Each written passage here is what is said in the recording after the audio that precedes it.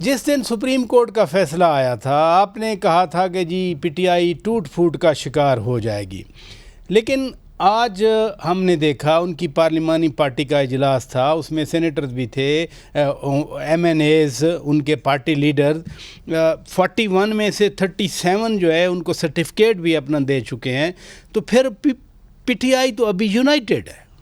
بہت شکریہ براجا صاحب دیکھیں میں نے کہا تھا کہ جب یہ فیصلہ آئے گا تو تحریک انصاف مشکلات میں اور گر جائے گی، اچھا، اور میں اپنی بات پہ قائم ہوں، ٹھیک ہے جی۔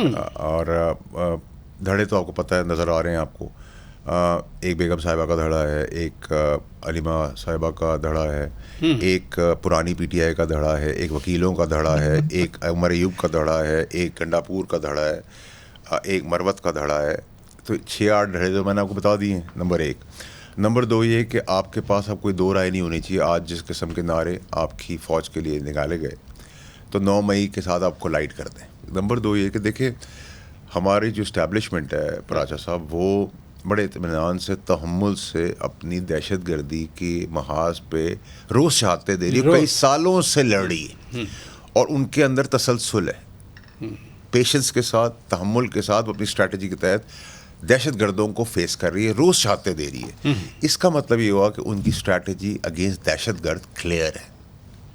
اب اس دہشت گردی کے اندر بارڈر کی دہشت گردی ہو، دشمن کی دہشت گردی ہو، ریاست کے خلاف انسائڈ سے دہشت گردی ہو، پولیٹیکل دہشت گردی ہو، معاشی دہشت گردی ہو۔ معاشی دہشت گردی میں کس طرح کہتا ہوں، جب آپ آئی ایم ایف کو لیٹر لکھیں گے تو آئی ایم ایف کے لیٹر سے پاکستان نون لیگ کو تو نقصان نہیں ہونا تھا، پاکستانی کو نقصان ہونا تھا، ٹھیک ہے جی۔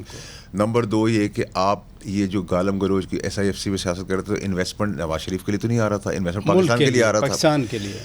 پھر آپ ملائن کریں، فوج کو ہٹا کے ایک آدمی کو، انڈیویجول کو قصوروار بنا رہے ہیں، تھنکنگ کہ یہ فوج سے الگ ہے، سپہ سالار ہے وہی فوج کا کمانڈر ہے، اور فوج اس کے پیچھے چلتی ہے، اس پہ کوئی دو رائے نہیں، اور یہ پریسیڈنٹ پوری دنیا کے اندر جو ہے وہ فوج کے ساتھ پیچھے چل جاتی ہے، ٹھیک ہے۔ اچھا، اس کے بعد تھرڈ ورلڈ کنٹری کے اندر اور ویسٹرن ورلڈ کے اندر بھی ریاست سے کوئی آج تک جیت نہیں سکا۔ ریاست کو جب بھی آپ ٹکر مارے گا آپ کا سر پھٹے گا، اس پہ بھی کلیئرٹی ہونی چاہیے۔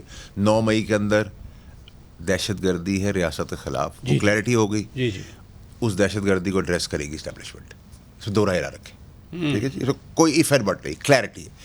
اب یہ آج جو سلوگنز بجائے گئے، بولے گئے، دعوے کیے گئے، وہ کیوں ہے؟ کیونکہ ان کو لگتا ہے، تاثر یہ ملا ہے کہ ان کے حساب سے فیصلے ہو رہے ہیں، ان کے گرد گھیرا، ان کے حساب سے فیصلے آ رہے ہیں، ٹھیک ہے جی۔ اچھا، اس فیصلے کے اندر وہ اور شیئر ہو گئے، ان کو لگ رہا ہے کہ تاثر یہ دیا جا رہا ہے کہ ایک آئینی عہدہ ان کے پیچھے کھڑا، ادارہ کھڑا ہو گیا، جو کہ تاثر ہے، ٹھیک ہے۔ لیکن آپ نے یہ کہا نا کہ ان کے حق میں فیصلے آ رہے ہیں، اب فیصلہ آیا کہ مخصوص نشستیں ان کو دی جائیں۔ الیکشن کمیشن نے آج بھی اجلاس کیا، کل بھی ہے، تو الیکشن کمیشن پہ تو ایک ہی آپشن ہے نا کہ اس فیصلے پر عمل درآمد کریں۔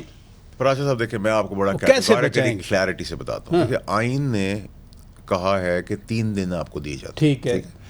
اب جو ڈیسیژن آیا ہے 15 دن آ گیا، تو کانٹرڈکشن ہو گئی، تو گورنمنٹ جو ہے آئین کے مطابق امپلیمنٹ ہی نہیں ہونے دے گی، یہ نہ کرے گی، اور اس پہ ان کو امیونٹی بھی ہے۔